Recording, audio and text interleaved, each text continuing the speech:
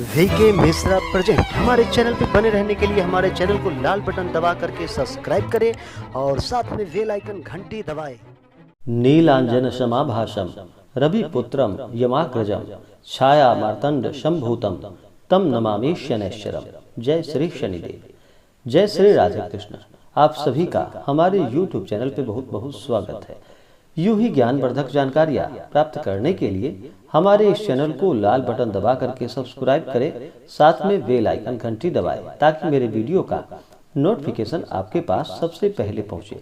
आइए आज सुनते हैं शनिवार के दिन सावन मास में शनि देव की कथा। जो भी जातक, जो भी भक्त शनिवार का व्रत करते हैं या कथा श्रवण करते हैं, उन्हें शनि की दशा में कोई कष्ट नहीं होता है। शनिदेव दंडनायक और कर्म फलदाता है। सभी के कर्मों के अनुसार उन्हें फल प्रदान करते हैं। तो आइए सुनते हैं शनिवार शनिदेव की कथा। तो बोलिए प्रेम से शनिदेव महाराज की जय। बहुत समय पहले की बात है कि एक बार सभी नवग्रहों में सूर्य, चंद्र, मंगल, बुध, बृहस्पति, शुक्र, शनि, राहु और केतु में विवाद छिड़ गया कि इनमें से सबसे बड़ा आखिर कौन है। सभी आपस में लड़ने लगे और कोई निर्णय ना होने पर सभी मिलकर देवराज इंद्र के पास इस निर्णय को कराने के लिए पहुंचे। फिर इंद्रदेव इससे घबरा गए और इस निर्णय को देने में अपनी असमर्थता जताई। परंतु उन्होंने कहा कि इस समय पृथ्वी पर राजा विक्रमादित्य हैं, जो कि अति न्याय प्रिय हैं। वे ही इसका निर्णय कर सकते हैं। सभी ग्रह एक साथ राजा विक्रमादित्य के पास पहुंचे और अपना विवाद राजा विक्रमादित्य से बताया।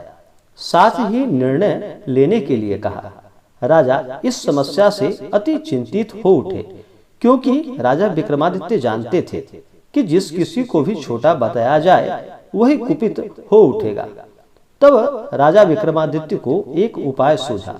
उन्होंने स्वर्ण, रजत, कांस्य, पीतल, सीसा, रांगा, जस्ता, अभ्रक और लौह से 9 सिंहासन बनवाए और उन्हें इसी क्रम में रख दिया गया। फिर उन सबसे निवेदन किया कि आप सभी अपने अपने सिंहासन पर विराजमान हो जाइए। जो अंतिम सिंहासन पर बैठेगा वही सबसे छोटा कहलाएगा। इस अनुसार लौह सिंहासन सबसे बाद में होने के कारण शनिदेव सबसे बाद में बैठे, तो वही सबसे छोटे कहलाए। उन्होंने सोचा कि राजा ने यह जानबूझकर किया है। उन्होंने कुपित होकर राजा से कहा कि हे राजन, तू मुझे नहीं जानता। सूर्य एक राशि में 1 महीना, चंद्रमा 2.25 महीना 2 दिन, मंगल 1.5 महीना, बृहस्पति 13 महीने व बुध और शुक्र 1-1 महीने विचरण करते हैं। परंतु मैं जिस किसी के कुंडली में आता हूँ तो मैं 2.5 से 7.5 वर्षों तक रहता हूँ। बड़े बड़ों का मैंने विनाश किया है। श्री राम की 7.5 आने पर उन्हें वनवास जाना पड़ा। रावण की आने पर उसकी लंका को बंदरों की सेना से परास्त होना पड़ा। अब तुम सावधान रहना। ऐसा कहकर कुपित होते हुए शनिदेव वहां से चले गए। सभी देवता भी वहां से खुशी खुशी चले गए। कुछ समय के बाद राजा विक्रमादित्य की 7.5 आई। तब शनिदेव घोड़ों के सौदागर बनकर वहां आए। उनके साथ कई बढ़िया घोड़े थे। राजा ने यह जब समाचार सुना तो अपने अश्वपाल को अच्छे घोड़े खरीदने की आज्ञा दी। अश्वपाल ने कई अच्छे घोड़े खरीदे एवं सर्वोत्तम घोड़े को राजा की सवारी के लिए उन्हें दे दिया। राजा ज्यों ही उस पर बैठे, वह घोड़ा सरपट वन की ओर भाग चला। भीषण वन में पहुंचने पर वहां से घोड़ा अंतर्ध्यान हो गया और फिर राजा विक्रमादित्य भूख और प्यास से भटकते रहे। तब एक ग्वाले ने राजा विक्रमादित्य को पानी पिलाया। राजा ने प्रसन्न होकर उसे अपनी अंगूठी दे दी।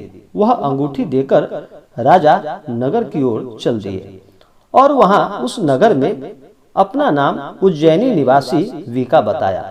वहां एक सेठ की दुकान में राजा विक्रमादित्य ने जल इत्यादि पिया और कुछ समय विश्राम भी किया। भाग्यवश उस दिन सेठ की बड़ी बिक्री हुई।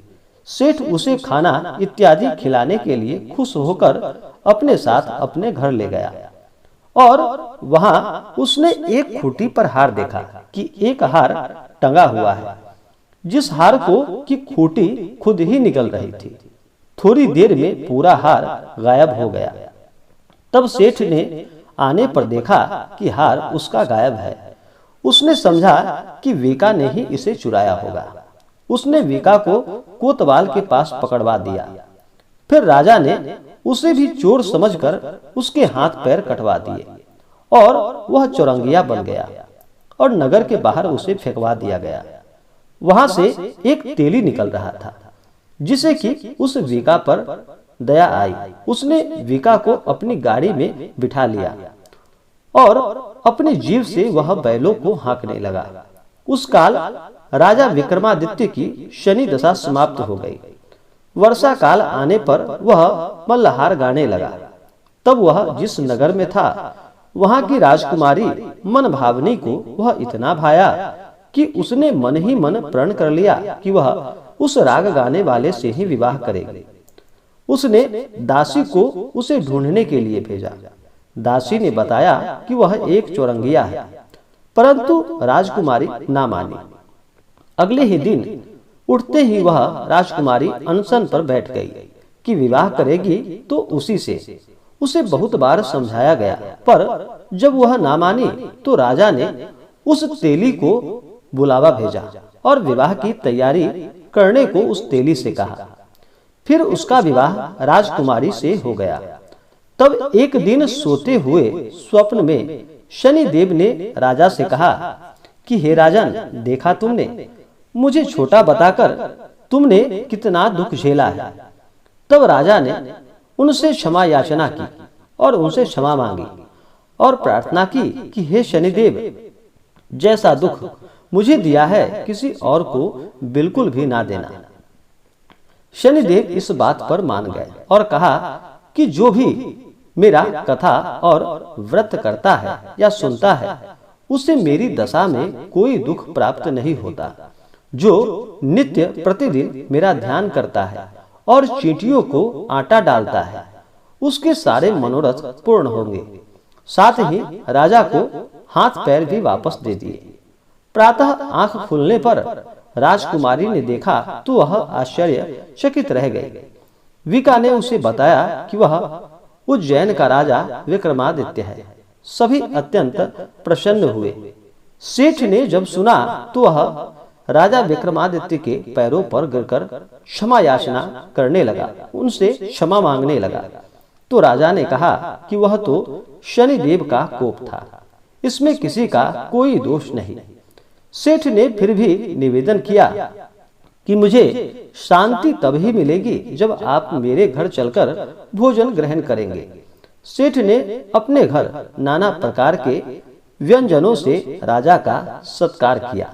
साथ ही सबने देखा कि जो खूंटी हार को निगल गई थी वही अब उसे उगल भी रही थी। सेठ ने अनेकों मोहरे देकर राजा का धन्यवाद किया और अपनी कन्या श्री कंवरी से पानी ग्रहण का निवेदन किया और राजा ने इसे सहर्ष स्वीकार कर लिया।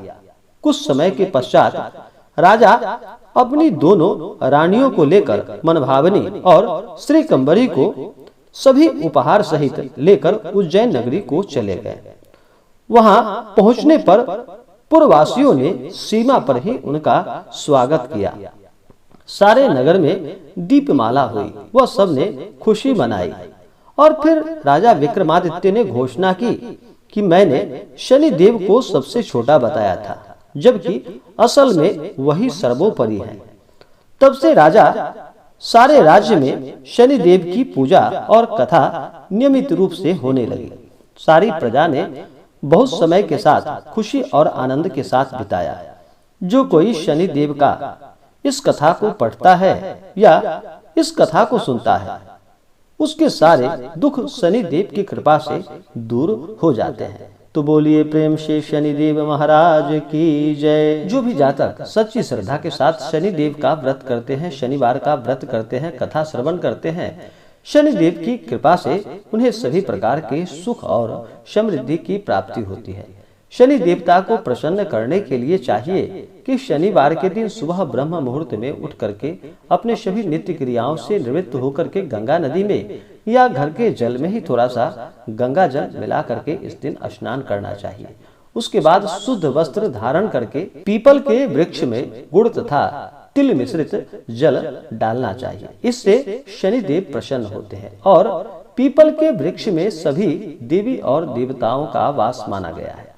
इससे सभी देवी देवता भी प्रसन्न होते हैं। विशेष करके शनि देव की अगर 7.5 हो, ढैया हो तो इसका प्रभाव कम होता है और शनि देव की कृपा से उनके दशा में कष्ट नहीं होता। शनिवार के दिन शनि देव के मंदिर में जाकर के शनि देव के ऊपर सरसों का तेल चढ़ाएं। अगर ज्यादा परेशानी हो तो शनिवार के दिन सरसों के तेल में अपना मुख देख करके उस सरसों के तेल का दान करें तो इससे लाभ की प्राप्ति होती है। शनिवार के दिन इस दिन तामसिक वस्तुओं का सेवन नहीं करना चाहिए। इस दिन शुद्ध और सात्विक भोजन ही ग्रहण करना चाहिए और भगवान का स्मरण करना चाहिए। शनिदेव दंडनायक और कर्म फलदाता है। जो भी जातक जैसा कर्म करते हैं उन्हें उनके कर्मों के अनुसार शनिदेव फल प्रदान करते हैं। तो आशा करता हूं कि यह जानकारी आपको अच्छा लगा हो। ऐसे ही ज्ञानवर्धक जानकारियां प्राप्ति के लिए हमारे इस चैनल को लाल बटन दबा करके सब्सक्राइब करें, साथ में बेल आइकन घंटी दबाएं ताकि मेरे वीडियो का नोटिफिकेशन आपके पास सबसे पहले पहुंचे। वीडियो को लाइक और अपने मित्रों तथा दोस्तों के साथ शेयर करें। सुखी रहें और स्वस्थ रहें। जय श्री राधे कृष्ण। धन्यवाद।